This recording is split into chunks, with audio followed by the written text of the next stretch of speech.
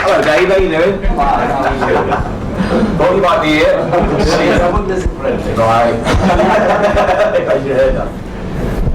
Okay, now first of all we're very proud to be a part of this illustrious group behind us, all of whom are veterans of what they do, and we're knocked out to be amongst them. The last time we were here was when we won Beat the Clock, which is probably about 25 years ago. And I know you expected white suits and medallions and big hair and all that stuff. Well, sorry to disappoint you. But the first person we should introduce to you all is the director and choreographer, Miss Arlene Phillips.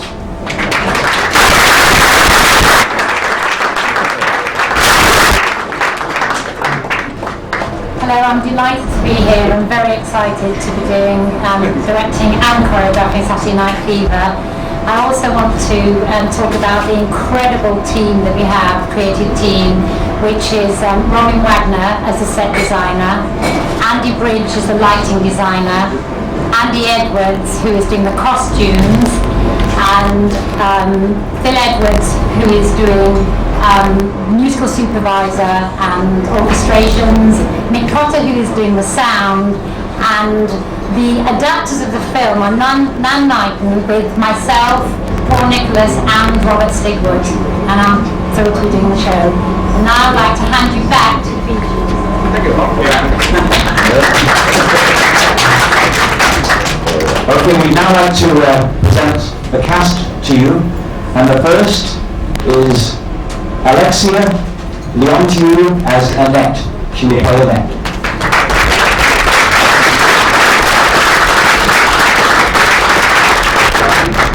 And the next lovely lady is Annette Louise Kuhn as Stephanie.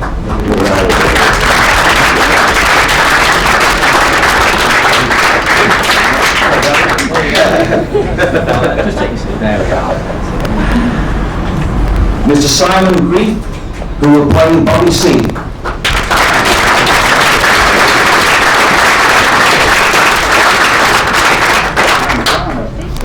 Adam Garcia as Tony Manera.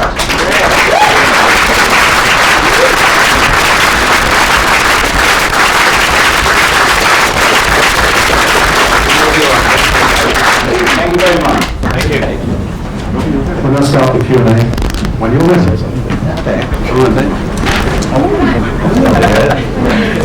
It's nice, isn't it?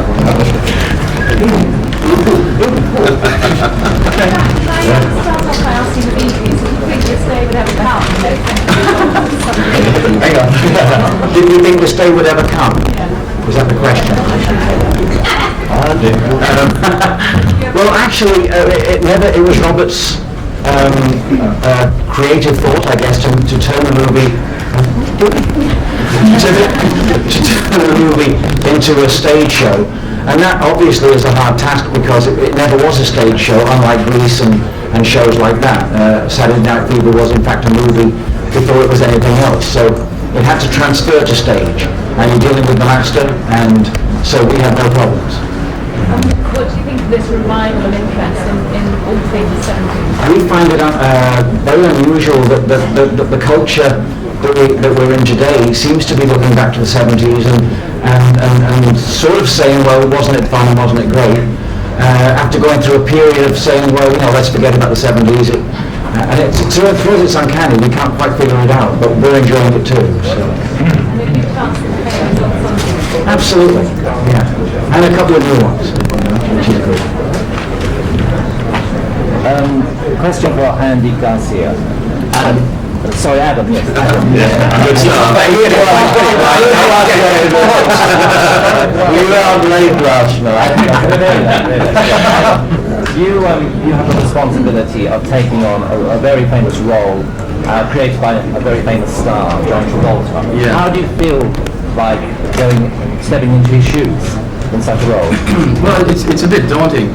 Admittedly, he did create one of probably the most memorable film performances in history, so that's good. But no, I'm really looking forward to it. It is a great role, and the story itself is magnificent. It's So hopefully I just won't mimic him. I'll try and create it. It's going to be a big challenge. I'm looking forward to it. Yeah. Bit nervous? Yeah. I mean, it's amazing. I mean, who doesn't remember that role? Who doesn't remember that film? But Shoes are a size bigger. they are a size bigger as well, and they're slightly narrower. So, Great big place to meet. yeah. Thank you. Barry, have you written any new songs for them?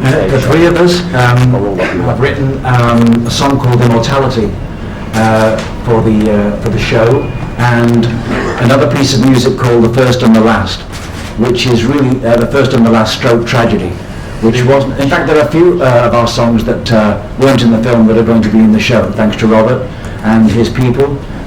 They've seen fit to place some of those other songs like Words and To Love Somebody and incidentally, Immortality has just been recorded by Celine Dion on her next album, which comes out in a few weeks' time.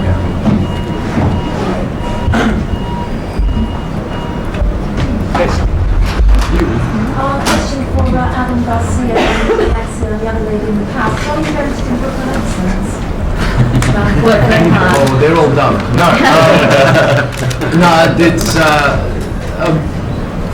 Brooklyn. It's not that hard an accent, I don't think. A bit of training will be required, but it'll be convincing, hopefully. I mean, you won't go, this is strange, it's ridiculous. But no, so I've been training to get my accent up. I think we all will be, hopefully. Will you answer all future questions with a Brooklyn Just give me a bit of, we can do the Cockney version. We could. Oh no, that's worse. Maybe Scout. Just a suggestion. Are you going to be bringing the musical into the 90s in any way, or will it be the same white flares and very 70s flares involved? I think that's for Arlene. That's for Arlene. Well, if you look at anyone who's hip today, they look like they're wearing 70s clothes but styled for the 90s. Look at any Gucci ad and it's like, wow, that looks 70s but cool, it's really cool. So that's what we'll be doing all the way around. It will be 70s, but it will just have that flavour of the 90s. Question for Barry. You said, just continue what you said earlier over here. Oh, there you are. Yes, sorry. You said earlier that there's a vogue at the moment for sort of a retro look at the 70s. Yeah. That's true. The fact is that most of that vogue is a somewhat ironic, slightly mocking self-piss take when you look at the 70s. I don't agree. Is there a straight version, absolutely straight, Saturday Night Fever on stage in 1997? I didn't understand the end of that. So what I Sorry. mean is there room for people to go on totally straight to all the worlds and throwing jackets in the air and flares and all Oh that? come on, let's face it. Saturday Night Fever was high camp. It was silly in one respect, and it was great fun in another respect.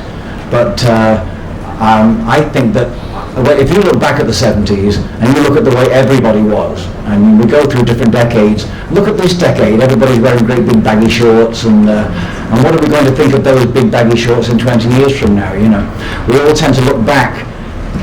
That's the nature of the culture. We tend to look back and mock what was extremely successful. You know, If you look back at all the artists of the 70s, I mean, everybody was wearing those clothes, from Elton John, Genesis, Queen. So, I mean, it was part of the outfit of the 70s, it wasn't just Saturday Night Fever. So you have to address the whole culture of artists that are still having success today. Also, I've got an 18-year-old daughter, and she wears the kind of clothes that I want to see right now on stage at the Palladium. And if you look through Time Out, there are so many 70s clubs and ads for 70s clubs where the hip people are going. So hopefully it's not to be laughed at, but it's like the coolest thing that's going to happen. Do any of you still have your 70s clothes? My daughter's wearing mine. Yes. We've all got the Sgt. Pepper clothes, but we're still trying to find out who to blame, and we think it might be Paul Nicholas, but we're not sure. Sure, I know. I'm worried that your career sort of linked to the past almost. That was the most popular period for you. I have to say that even Paul McCartney's career is linked to the past. If you've done something wonderful in your career, it'll always be linked to that. And anybody that's had tremendous success, including Paul McCartney and Elton John and all of these people, will always be linked to some great event in their past, in their career. And that is why they are successful today, or why they're famous today. Yeah, I think a lot of people would have given a lot up just to have a fever in their career, and we were very fortunate to have that. So we were blessed with that, and it was something that doesn't happen every day. You can't predict a phenomenon like that, and we were very blessed to have that. So as Paul will always be a Beatle, I guess we'll always Remember, be the Beatles wore mop tops and monkey suits, you know? Yeah, so it's great to be associated with something as successful as that. This is going to be amazing, by the way. Barry, what's your favorite article from that era, from the 70s? Your favorite article? My favorite article? Yeah, that you ever wore on stage, or... Well, I still have two medallions. One was given to us by Robert, and the other one was given to us by Armored Ertegun of Atlantic Records. And I treasure those, and naturally I don't wear them. They're not very big. In fact, they might have even sparked the idea of people wearing medallions, but they are in fact very tiny. So they're not ostentatious at all. In fact, one is Turkish. So yes, those things from that period, yes. What about your favorite outfit? Did you have a favorite outfit? I only have outfits from Sgt. Pepper. I don't have. That's true, Paul. As I sit here today, and I can't get them on. So that should tell you something.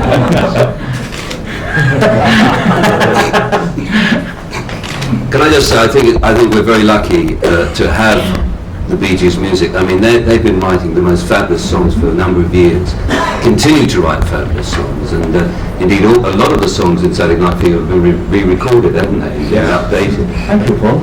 So I'm very thrilled that we have the Bee Gees music, and it endures so much, and I think that has to be said because they're fantastic writers, and you know, probably the number ones in this century. So, oh, you're very kind. Thank you. I think Paul McCartney. You paid me earlier for that. How long did the search go on, Robert, to find the people you thought would be absolutely right for the stage production? Because they are very identified with movie, with characters, aren't they? David, I think probably 18 months to get our perfect leads. And I'm so thrilled with them, and I think they're going to astound everyone. And unless I had these wonderful people in position, I wouldn't dream of going forward.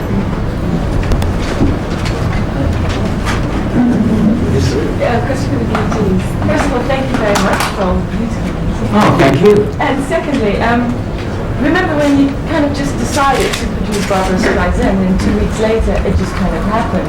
If you could work with anybody right now, which you can, who would be your choice?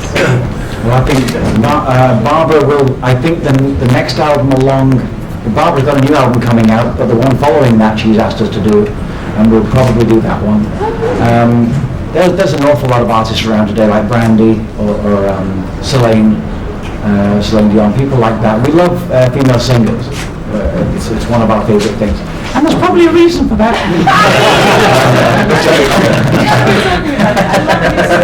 Tell us that story one more time. When you were working with Irene and the birth of the falsetto. That's right.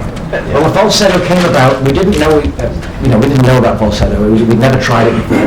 And it was a song called Nights on Broadway, which is in this show. And Arif was looking for one of us to scream in tune, as it were, on the end of Nights on Broadway as some kind of excitement factor in the record. And I volunteered to go out and try it, and discovered that I could scream in tune. I had screamed previously, but not in tune. Kick in the right place. Yes, many times. And so that's how it came about. And from then on, we thought, well, this sort of works. Why don't we try actually sing a whole song with the falsetto voice? And that led to the whole Fever thing, and it led to with the album following that, Spirits Having Flown. So we've been experimenting with that ever since. It's fantastic how you actually the ones who came up with the title of the film. We came up with Night Fever, and Robert said, no, that's too dirty, we can't use it. And I said, well, Robert, and he said, well, maybe if we stick Saturday in front of it. So we beat him up. And there's one thing that really puzzles me. You know how the Beach Boys are very famous for the surfing, that they never surf. And we do. I've never seen you dance. No, And I cannot believe that you cannot dance because we can't surf, we can't dance, but we cruise. We're actually very good at that. Actually, funny enough, since I stopped drinking, I don't know how to dance at all. You don't want to tell them that even when he drank, he couldn't dance. Just didn't know about it, right? I just wasn't there. I have one more question, so I'm really holding you. Underneath all the Australian accents and American superstardom, there's 3 Mancunian boys, which is... Ah, yes, indeed. Yeah, do you still feel... Well, we're Max. What's your root? Yeah, we're born in the Isle of Man. So that's something that has sort of eluded everybody for a while, and it wasn't part of our TV special, and we'd like to apologise to the Isle of Man for that. No, I'm dead serious. I've just got a telegram here from the president of the Isle of Man. So yes, that's where we come from originally. So we're Manx, in fact, and then we moved to Manchester when I was about 5 and Maurice and Rob were about 3. And how do you, because your accent's really confusing, do you feel mostly Mancunian or... Well, more cosmopolitan. Yeah, we were brought up in Australia. multicultural. You know, brought up in Australia. First Manchester, then Australia, and then back to England in '67. transatlantic. Okay, thank you very much. Yeah. Thank you. Can I ask, has John Travolta been notified of the show and what's he been like when he becoming? Well, we were with John a few weeks back, and he said to us, "Get out of the way."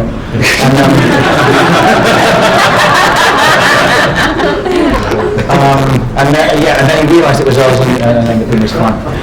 Once he put his glasses on. Yes, but we were actually at a John Travolta roast, which was wonderful fun, and. You roasted John Travolta? Well, it was Yes, actually... we roasted Robert, in fact. We didn't roast John Travolta. Actually, John was being inducted into the Friars Club in New York, and it's a big ceremony, and you go there, and we sang How Deep Is Your Love to him and his wife Kelly, and they were inducted into the Friars Club, so it was a great honour to do that. But to answer your question, I don't think he's aware that this is going on. We didn't talk about it at that time, so we actually don't know. There's an invitation in the post. Oh, good. This is a number of facts. Question for you, Robert Stiglitz. The interest in 70s revival has actually been around for many years now. Why do the stage version now? Like wonderful wine, grows better with age. And nobody knows better than...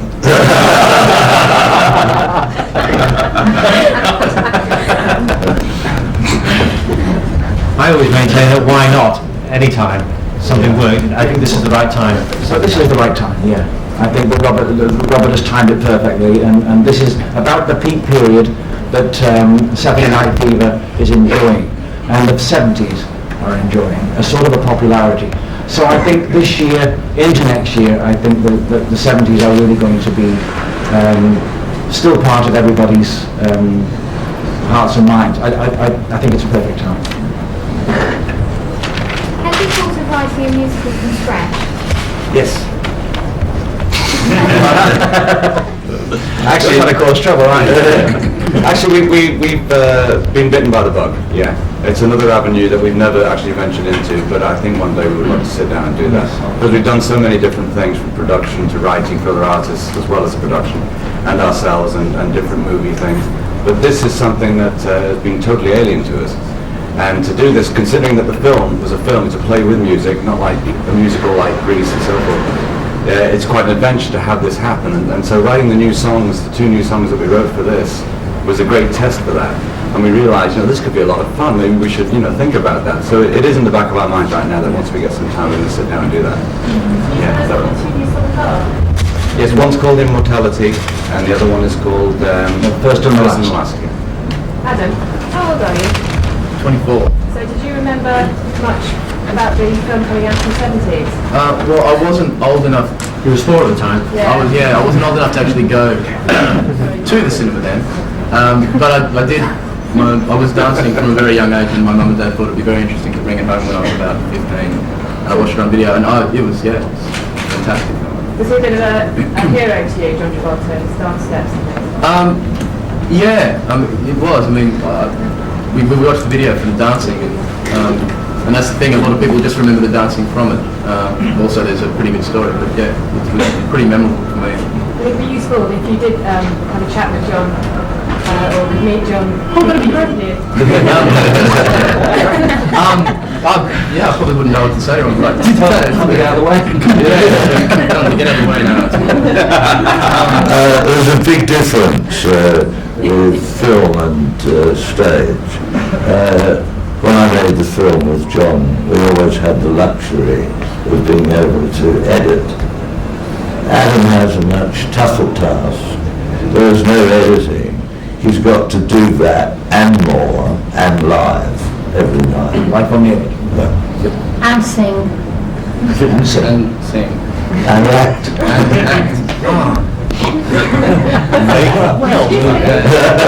Got to do my own hair. Oh. Can you sing a few bars of either Immortality or the other song so we can have an idea of the mood or feel? No, not really. Absolutely not. Wait for them, please. How about one of the old ones then? The Bee Gees are not performing. Is it true that Celine's going to sing at Vegas next month?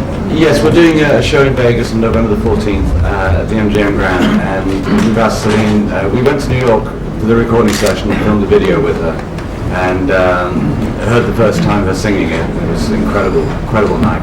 And we asked her then if she would come on the show, and immediately said yes, no problem. And we've already been in touch with her husband, who's also a manager, and he's prepared already. He said, yeah, we're going to be there, it's going to be fantastic, we're going to have a great time. Really nice people. Lovely people. And are there going to be other guests there as well? Because I heard your son's going to play there too. Well, no, my son is in the immediate band that is going to do that show. Yes. Yeah. He's 23 years old and plays very nice guitar, and he'll be in the band. Now that you're a bit older, do you still enjoy disco? What do you think? Are you dressing Robert or me? Well,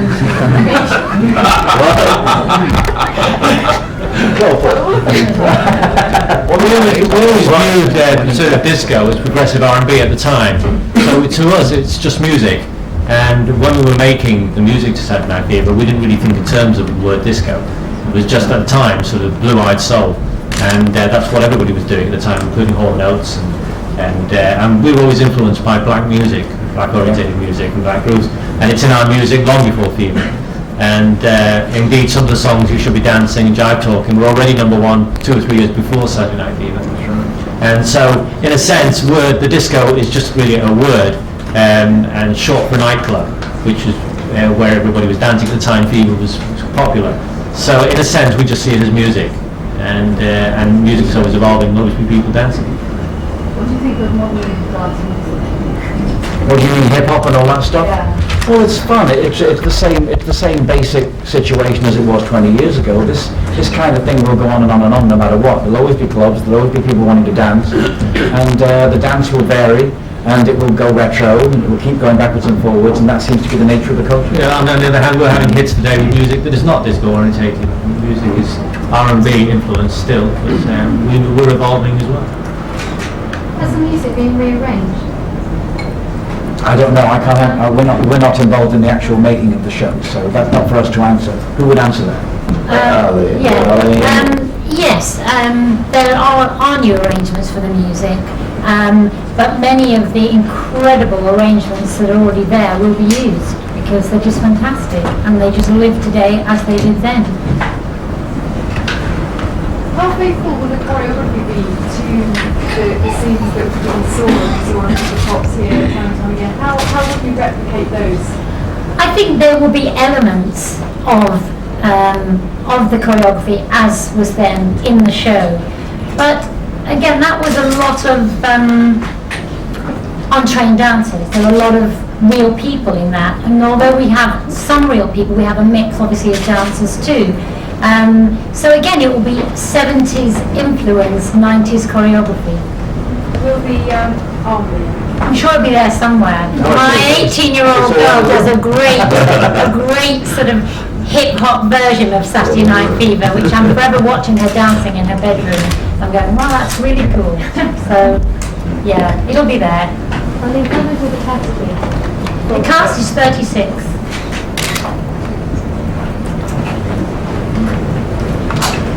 So as we have a lot of very restless photographers downstairs, can we have just maybe one more question before we break the photograph?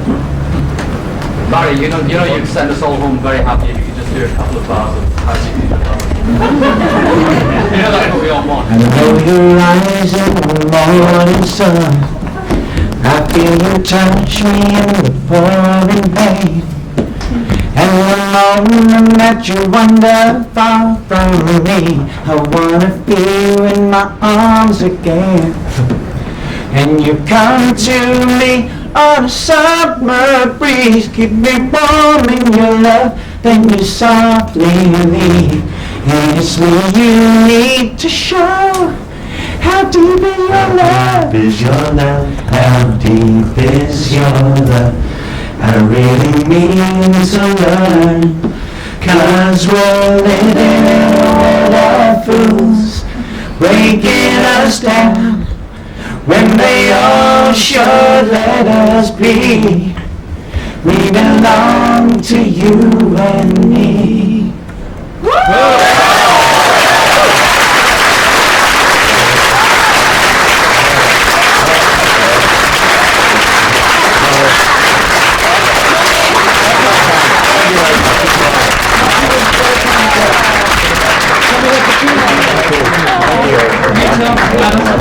Thank you.